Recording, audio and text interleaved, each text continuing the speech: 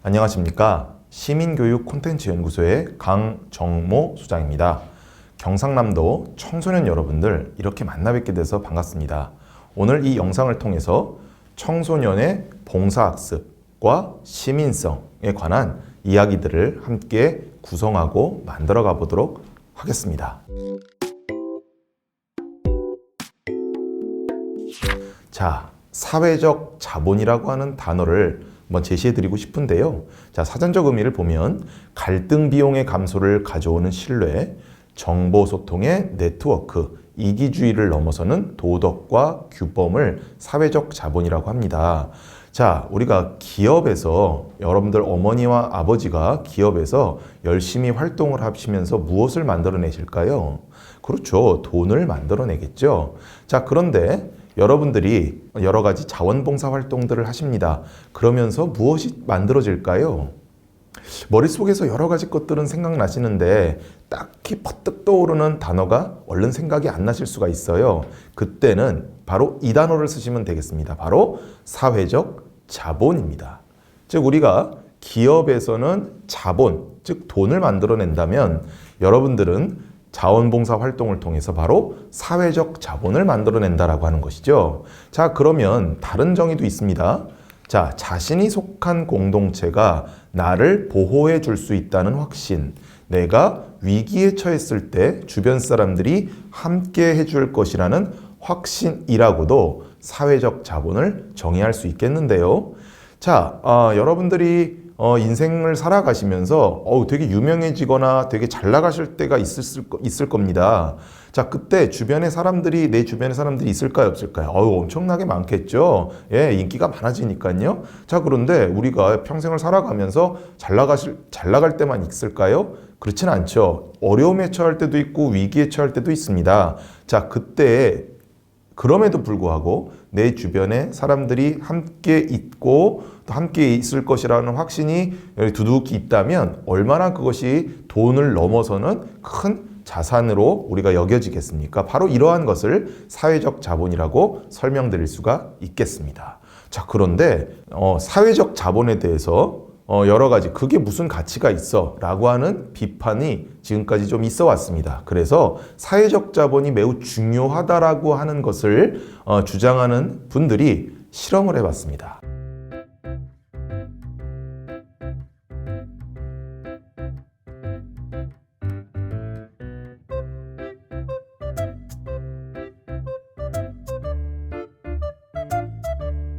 자, 여러분들 같으면 어떻게 하시겠습니까? 전혀 모르고 보이지도 않습니다. 자, 실제로 실험했더니 하나도 안 넣은 사람은 28%, 봉투에 넣은 평균 금액은 25,000원 정도 나왔다고 하네요. 그래도 있긴 있네요. 자, 두 번째 실험했습니다.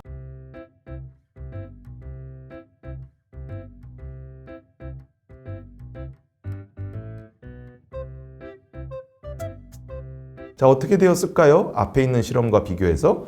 자, 실제로 실험했더니 하나도 안 넣은 사람은 11%로 줄어들었고요. 봉투에 넣은 평균 금액은 35,000원으로 늘어났네요. 이렇게 한번 보기만 했는데도 평균 금액이 올라갔습니다. 자, 마지막 실험을 했습니다.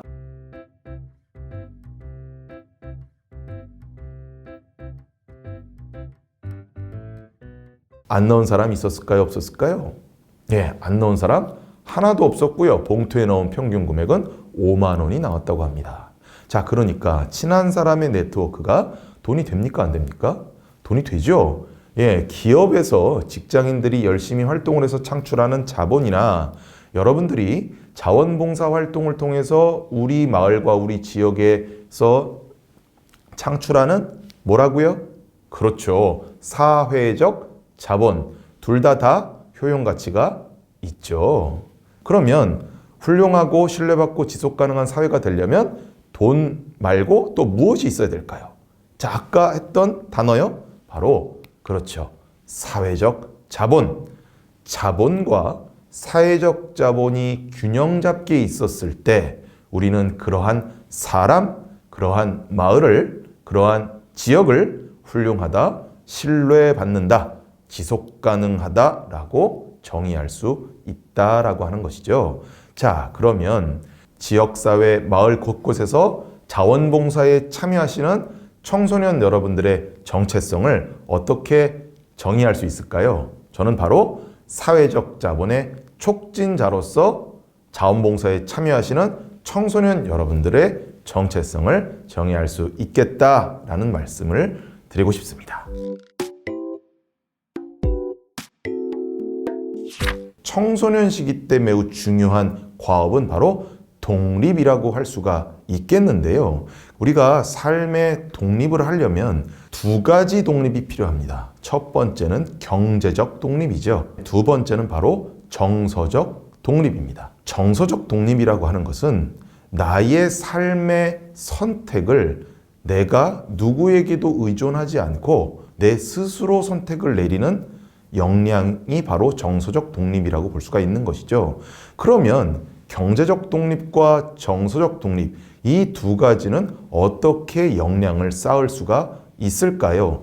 여러 가지 것들이 있겠지만 인간 또는 동물이 학습을 하는 방식 중에 하나로 자신의 행동으로 인해 벌어질 결과를 미리 예측하지 못하는 상태로 여러 가지 행동을 하다가 각각의 행동이 성공하거나 실패하는 결과들을 통해서 인과관계, 즉 요렇게 하면 잘 안 되는구나, 요렇게 하니까 잘 되네 라고 하는 것들을 계속 축적하는 그러한 과정, 그러한 추론하는 학습, 이것을 바로 뭐라고 하냐? 바로 네 글자입니다. 바로 시행착오라고 할 수가 있는 거죠. 자, 즉 청소년 시기 때는 바로 시행착오를 할 수 있는, 시행착오의 특권을 누릴 수 있는 그러한 시기라고 볼 수가 있겠습니다. 자, 그러면 이것과 자원봉사는 어떠한 연관이 있을까요? 여러분 청소년 자원봉사는 다른 말로 봉사학습이라고 할 수가 있겠습니다. 즉 자원봉사를 참여함으로써 여러분들이 학교에서 배울 수 없는 삶의 여러 가지 다양한 것들을 여러분들이 학습한다라고 하는 의미에서 봉사학습이라고 청소년 자원봉사를 그렇게 이야기하는데요. 저는 이러한 봉사학습을 아까 앞에 있었던 시행착오와 연결하여 안전한 시행착오를 제공하는 그러한 기회다라고도 볼 수가 있겠습니다. 자, 그래서 청소년 봉사학습을 정의를 내리면 나눔을 연습하고 민주시민으로서의 자질을 함양해서, 이 민주시민이라고 하는 것은 앞에서 말씀드렸던 내 스스로 선택하고 스스로 책임을 지는 그러한 존재가 바로 민주시민이라고 할 수가 있겠는데요. 그러한 독립적 역량을 가진 민주시민으로서의 자질을 함양해서 더 큰 공동체를 지향하는 봉사 학습활동이라고 정의를 내릴 수가 있겠습니다. 국민이 있고요, 시민이 있는데요. 국민과 시민의 차이점은 무엇일까요? 자, 여러분들께 한번 질문 드려보죠. 대한민국 선택하신 분 계시나요? 여기서 태어나신 분들은 그냥 국민이 되셨죠. 자, 그런데 앞으로 여러분들이 고등학교를 졸업하고 이제 성인이 된 시점부터 앞으로 살아가는 삶을 한번 떠올려 보도록, 상상해 보도록 하겠습니다. 자, 내가 진학을 할까? 직장을 갈까? 이 직장을 갈까? 저 직장을 갈까? 이 학교를 갈까? 저 학교를 갈까? 무수하게 많은 선택 앞에 여러분들이 놓이게 되죠. 즉, 국민이라고 하는 것은 태어나는 존재이죠. 그러나 시민은 내가 내린 선택으로 내가 만들어가는, 구성하는 존재라고도 해석을 할 수가 있겠습니다. 자, 그러면 우리가 선택하지 않은 건 도대체 무엇이 있을까요? 한번 생각해 보실까요? 제가 생각한 건 이겁니다. 이렇게 우리가 선택하지 않은 것들 여러분들 한번 잘 살펴보시기 바랍니다. 대부분의 사회적 편견과 차별이 어디에서 일어나고 있을까요? 그렇죠. 우리가 선택하지 않은 것에서 일어나고 있습니다. 자, 그래서 저는 사회적 편견과 차별을 이렇게 해석해 보고 싶은데요. 바로 우리가 선택하지 않은 것을 책임지라고 하는 것입니다. 우리가 선택하지 않은 것을 도대체 어떻게 책임질까요? 제가 이런 외모로 태어난 것을, 제가 남성으로 태어난 것을, 여성으로 태어난 것을, 경상도, 전라도, 충청도, 수도권에서 태어난 것을, 흑수저로 태어난 것을, 장애를 가지고 태어난 것을 도대체 어떻게 책임질 수 있을까요? 이것을 먼저 간파한 사람이 있는데요. 나에게는 꿈이 있습니다. 조지아주의 붉은 언덕에서 노예의 후손들과 노예 주인의 후손들이 형제처럼 손을 맞잡고 나란히 앉게 되는 꿈입니다. 나에게는 꿈이 있습니다.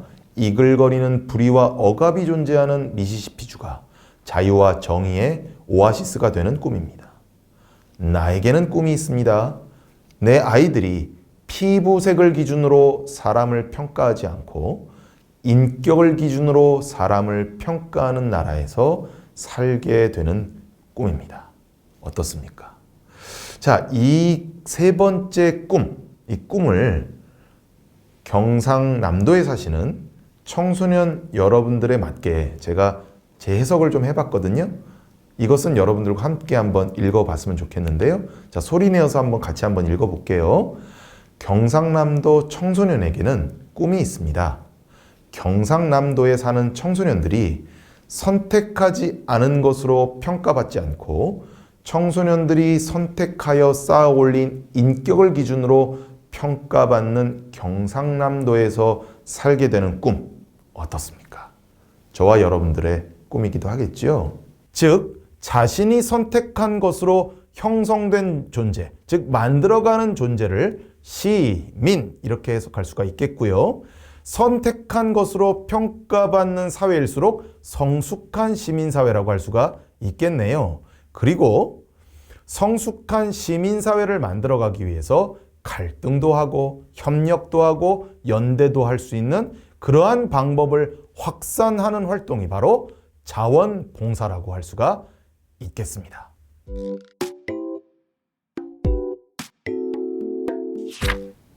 자, 그러면 자원봉사의 4가지 가치를 한번 생각해 보도록 하겠습니다. 자, 첫 번째는 바로 자발성입니다. 조선의용대 창설 기념사진인데요. 자, 여러분들 사진에 보시면 조선의용대라고 써져 있는 거 보이실 겁니다. 이렇게 한글이 풀어 써져 있죠. 자, 그런데 그 밑에 뭐라고 되어 있냐면요. 코리안 볼런티어스라고 되어 있죠. 자, 그렇습니다. 볼런티어스 뭐로 번역됩니까? 그렇죠. 자원봉사자로 번역되죠. 자, 이 조선의용대 독립운동가 분들입니다. 이분들 어떻게 동원돼서 오셨습니까? 아니잖아요. 자, 나라를 구하겠다고 자발적으로 자기가 스스로 선택해서 모이셔서 군대가 조직된 것입니다.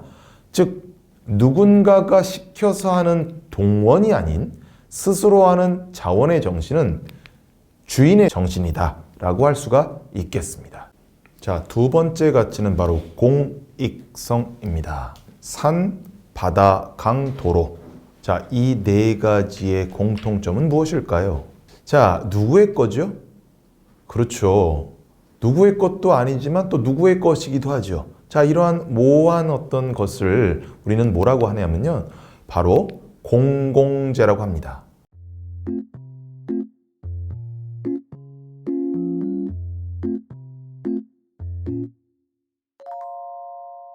우리 후손에게서 잠시 빌려왔을 때 어떻게 해줘야 됩니까? 그렇죠. 남의 거니까, 우리 후손의 것이니까 잘 쓰고, 잘 써서 돌려줘야 되겠죠. 자, 이렇게 크고 작은 공공재가 있는 곳마다 다 자원봉사 활동처라고 할 수 있고요. 이러한 공공재를 우리가 어떻게 하면 아끼고 가꾸고 지속 가능하게 할 것인가 라고 하는 것이 바로 자원봉사 활동이라고 할 수가 있겠습니다. 자, 그래서 자원봉사 활동은 공공의 영역에서 공익을 위한 것입니다. 자, 이제 세 번째 가치인 무보수성에 대해서 생각해 보도록 하겠습니다. 자, 여러분들 헌혈해 보신 분 계십니까? 자, 헌혈을 하면 자, 빵, 우유, 음료수, 여행용 세트, 도서상품권, 영화 티켓, US 메모리도 주는군요. 자, 이렇게 줍니다. 자, 그런데 내가 헌혈하고 나왔는데 뭔가 봉투를 받았어요. 그 안에 3만 원이 들어 있었다라고 한번 가정을 해보겠습니다. 여러분들 기분이 어떠실 것 같아요? 저 같은 경우는요, 되게 기분이 나쁠 것 같아요. 이렇게 돈 봉투를 받게 된다고 하면요, 값싸게 내 피를 파는 헌혈이 아니라 매혈이 되는 겁니다. 고귀한 여러분들, 청소년 여러분들의 행동인 헌혈이 3만 원의 봉투로 인해서 헐값의 매혈로 추락하게 되는 완전히 차원이 다른 상황이 벌어지게 되는 것입니다. 다른 측면으로 우리가 한번 살펴볼까요? 자, 여러분들, 자원봉사자는 갑일까요? 을일까요? 자, 우리가 이렇게 뭔가 아르바이트 상황에서 보면 돈을 주는 사장님이 갑이고요. 그리고 아르바이트 학생들이 을이 되겠죠. 자, 그런데요, 자원봉사라고 하는 것은, 자원봉사자는요, 자원봉사를 활동을 했을 때 어떤 대가를 받습니까? 대가 받지 않죠.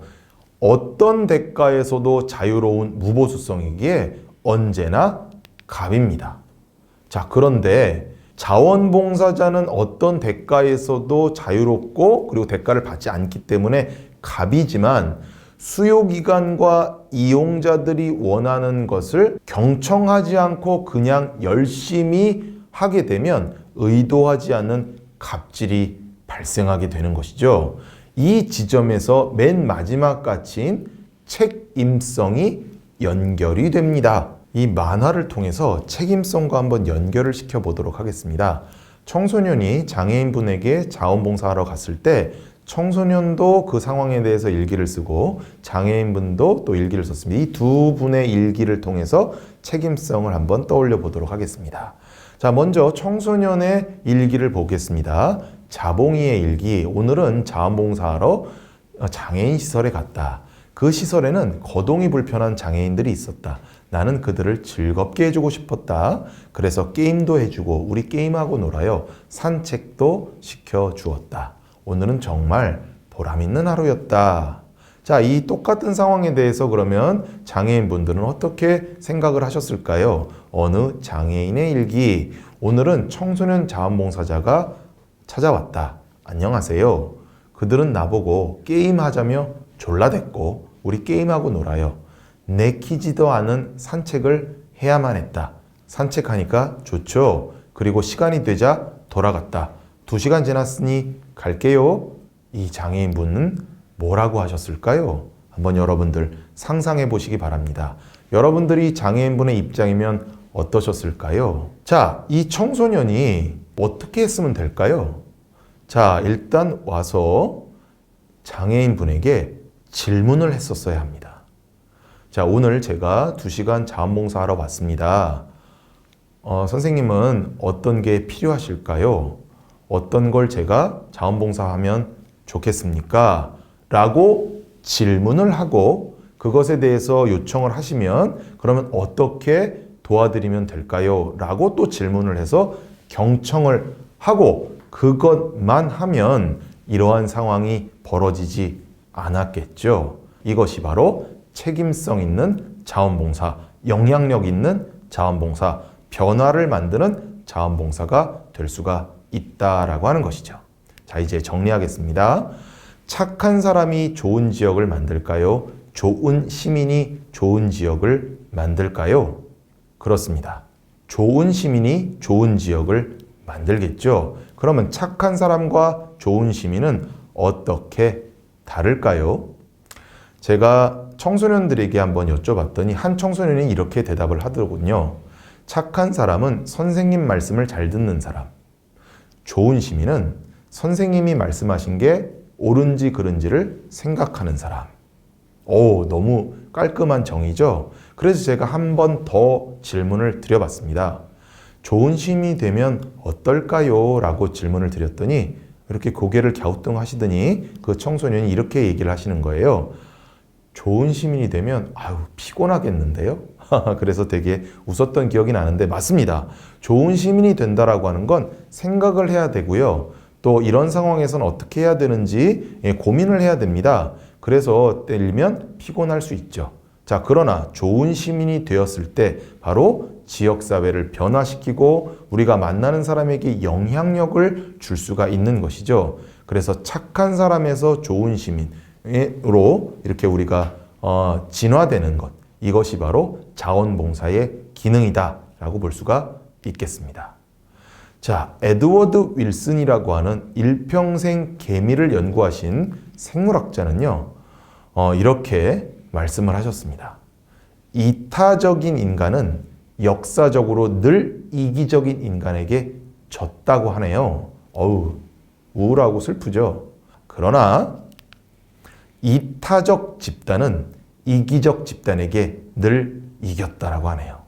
우리는 혼자 살아갈 수 없는 존재들입니다. 그 안에서 서로의 차이를 발견하고 그 차이를 존중해줘서 더욱더 입체적이고 자세한 소통을 할 수 있는 역량을 길러가서 그 안에서의 공동체의 팀워크를 만들어 나갈 때 우리는 행복하고 아름다운 사회를 만들어 나갈 수 있는 그러한 희망을 만들어 갈 수가 있습니다. 바로 봉사학습을 통하여 그러한 역량을 길러가시는 경상남도 청소년 여러분들이 되시기를 바라며 이 강의를 모두 마치도록 하겠습니다.